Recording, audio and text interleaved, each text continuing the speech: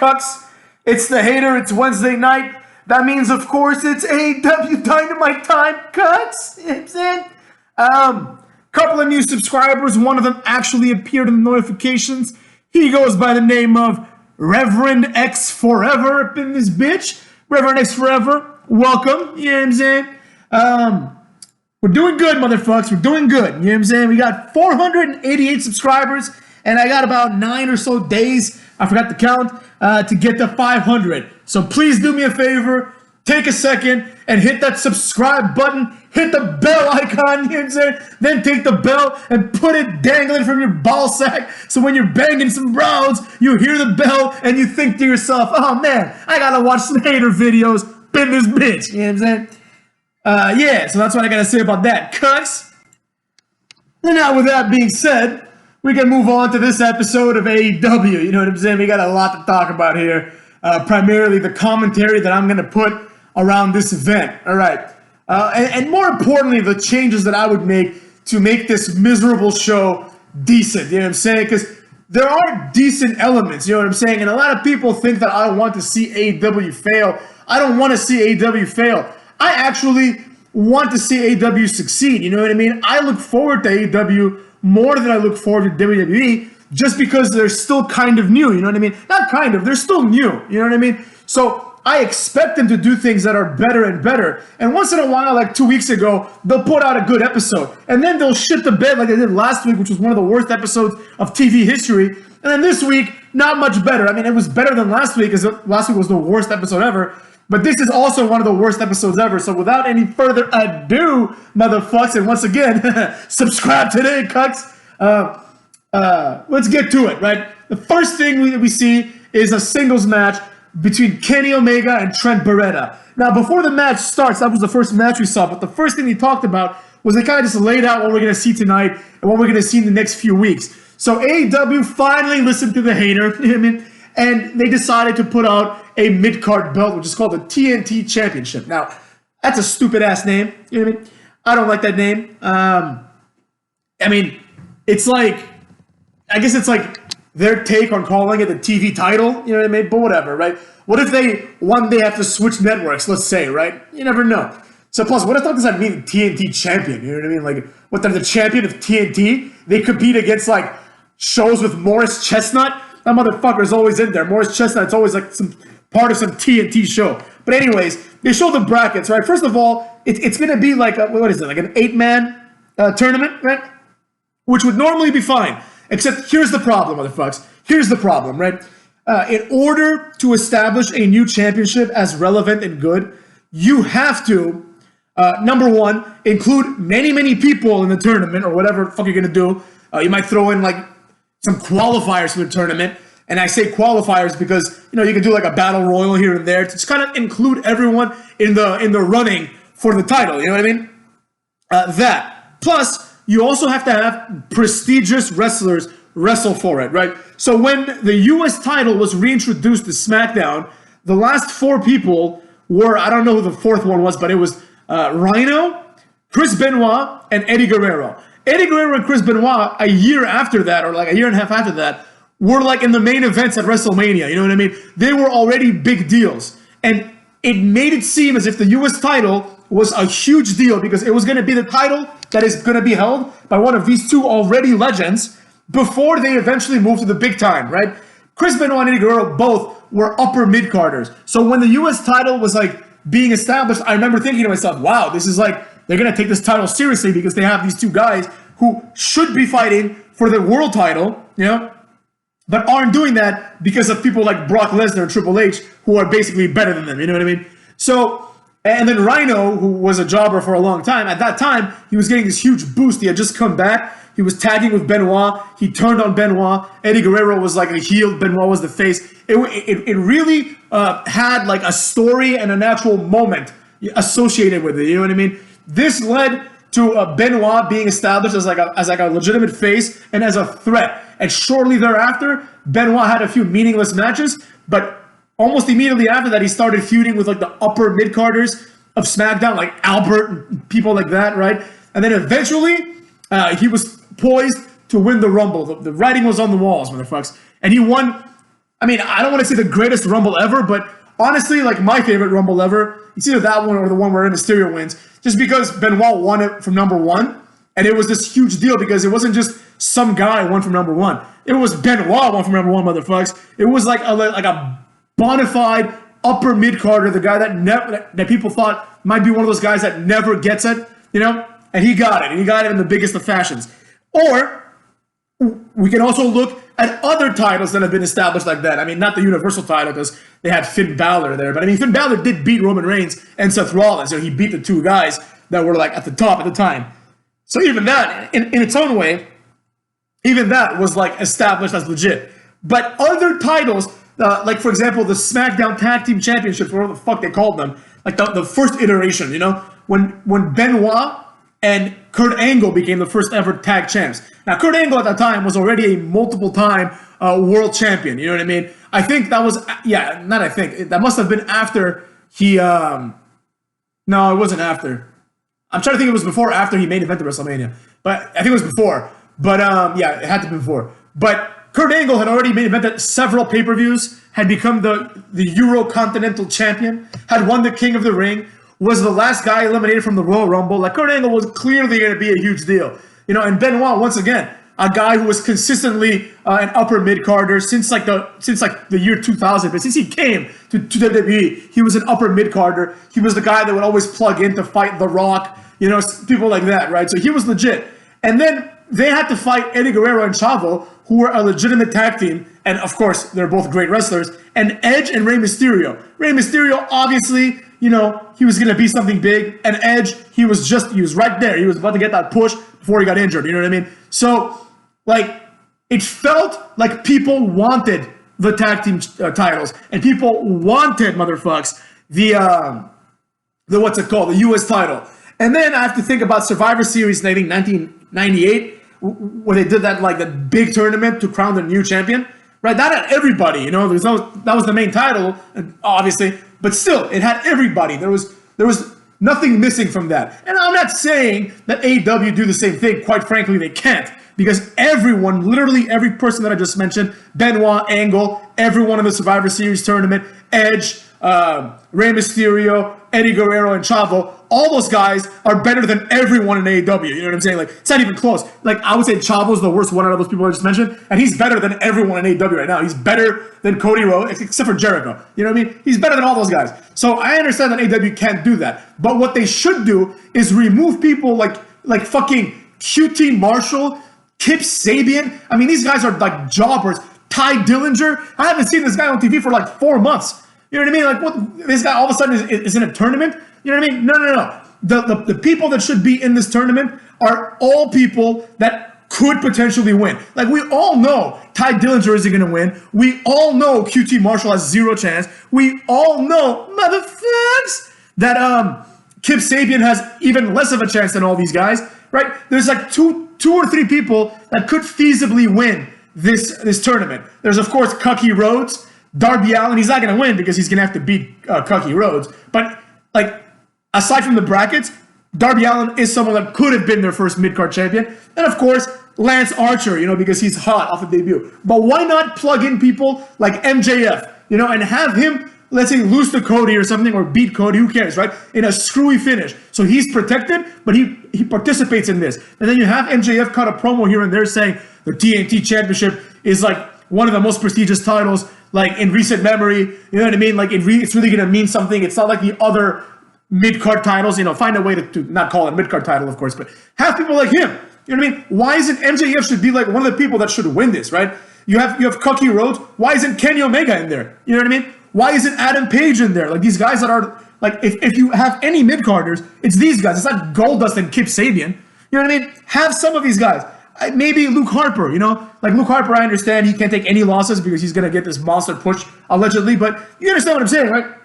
Have some people that are legit, and then have 1 or 2 comedy jobbers there too. I'm not saying don't, right? But if you had made this a 16-man tournament instead of an 8-man tournament where the prestige can also be diffused, right? It can be divided by 16 instead of 8, then it's okay. You can have QT Marshall as long as you also have MJF, right? You just have MJF beat QT Marshall in the first round. Problem solved, motherfucks. And this brings me to the first match of the night. The first match of the night was, of course, fucking Kenny versus Trent, right?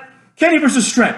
Why wasn't this match part of this tournament? You know what I mean? Like, it was a 29-minute match. It meant fucking nothing, right? It doesn't matter if Kenny Omega wins, right? Make it a 30-minute match if you have to. I mean, don't announce it as a 30-minute match, but make it a 29-minute match and have Kenny Omega beat Trent Beretta. After the match, Kenny Omega takes the mic and he says, I'm one step closer to being a double champion in AEW. I want to be the first TNT champion. Just like I was the first fucking US champion in New Japan, right? Boom. Instant prestige. More prestige than it ever will have. You know what I mean? Then you do the same thing. You narrow the field down with some of these matches today, right?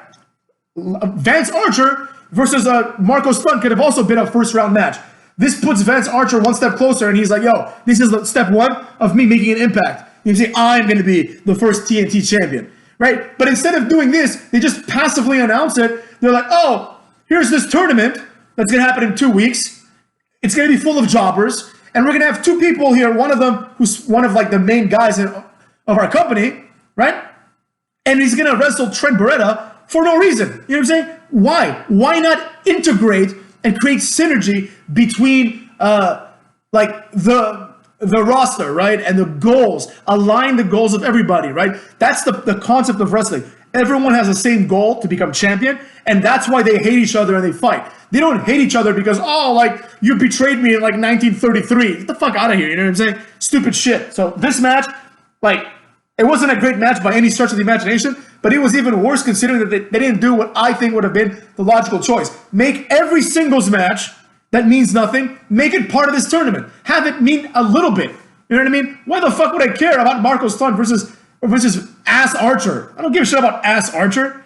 Anyways, yeah. Next up, we had Hikaru Shida versus some jobber girl who was pretty hot. Now, the jobber girl, even though she was hot, she had a weird face, kind of, and also she botched a lot. But no botch, and I'm not even exaggerating, motherfuckers. The worst botch I have ever seen in my life happened today. It happened when Hikaru Shida grabbed this jobber and she Irish whipped her against the ropes, right? They were about halfway into the ring. She Irish whips her to the ropes. Before the girl even hits the ropes to bounce back, Hikaru Shida goes for and already misses a dropkick, right? So when the girl turns around, she holds onto the ropes, but Hikaru Shida's been on the ground for like 3 seconds. And then Tony Schiavone is trying to cover by being like, oh, like, the jobber girl held onto the ropes, that's why Hikaru Shida missed. No, it was the dumbest thing ever. And the reason why it's the worst botch I've ever seen in my life is because you can't chalk it up to like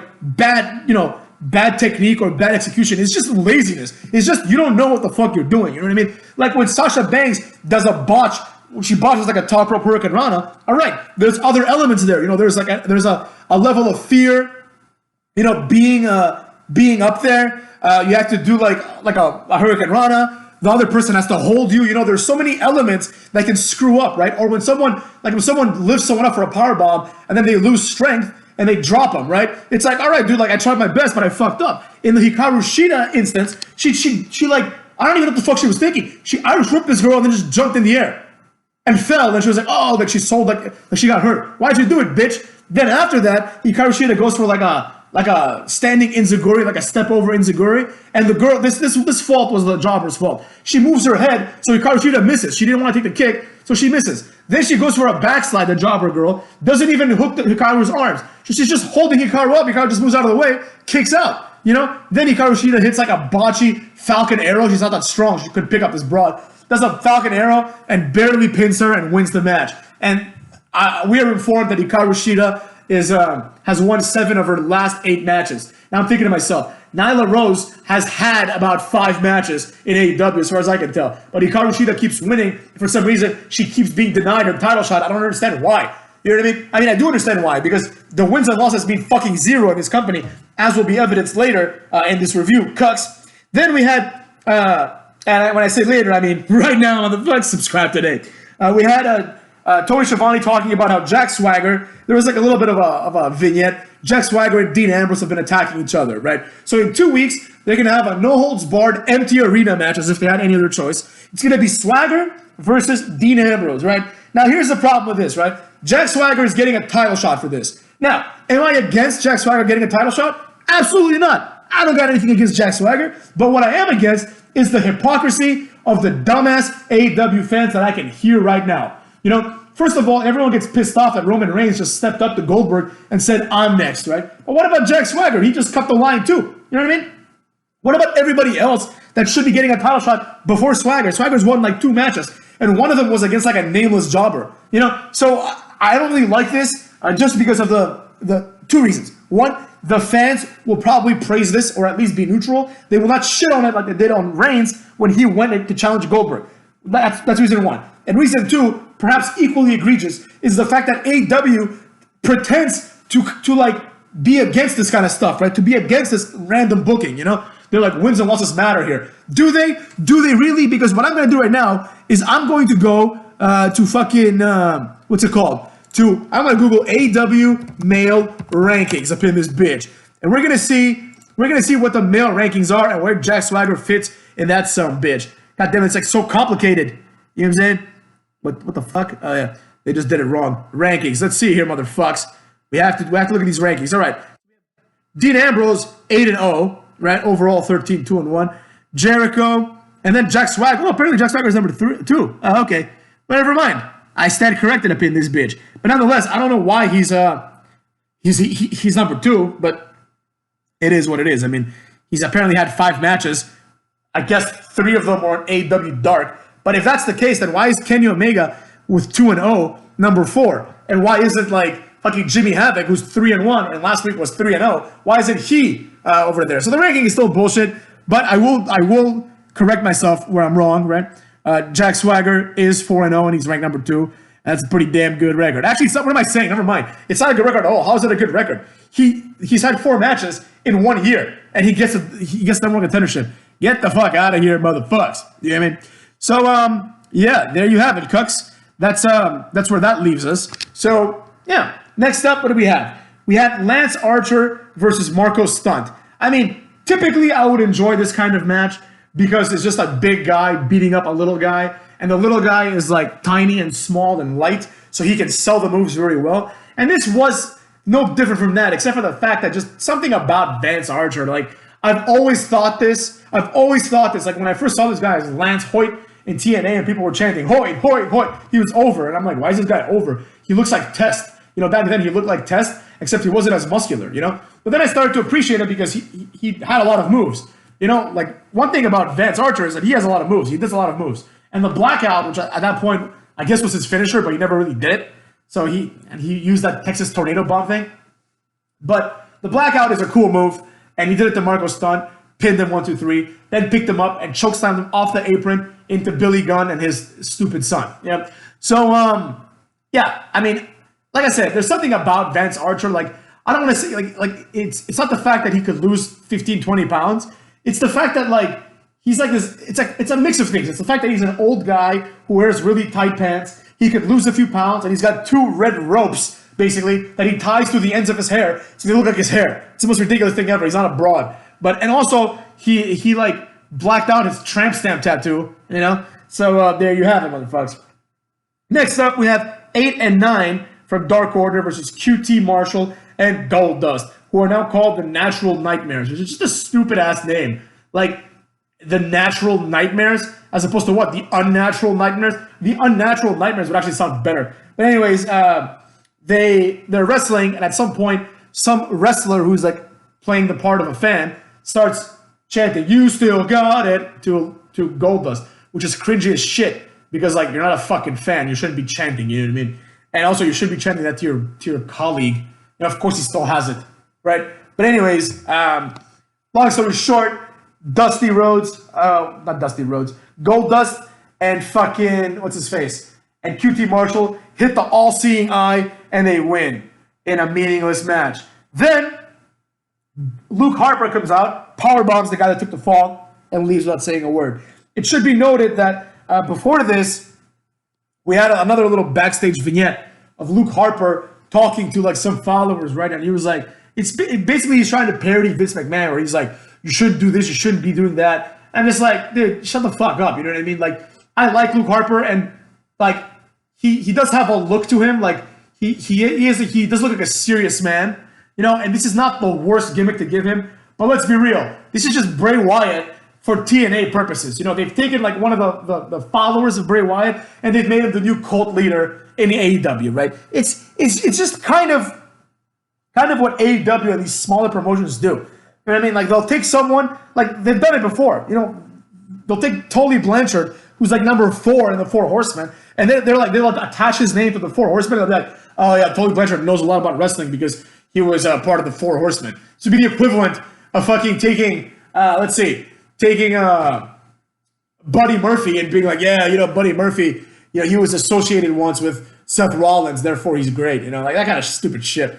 So there you have it, motherfucks. That happened. Next up, Jericho cuts a promo from his jacuzzi. This was actually a pretty cool promo because he mentioned the Tiger King, which was kind of nice, and it was funny because when he came out of the jacuzzi, he was wearing like leather pants, which was just hilarious because why the fuck would you be in a jacuzzi with leather pants? But that's Jericho for you, motherfucks. The part of this that sucked ass was Vanguard 1 came by and Jericho gave him a t-shirt that he had ready for him, right?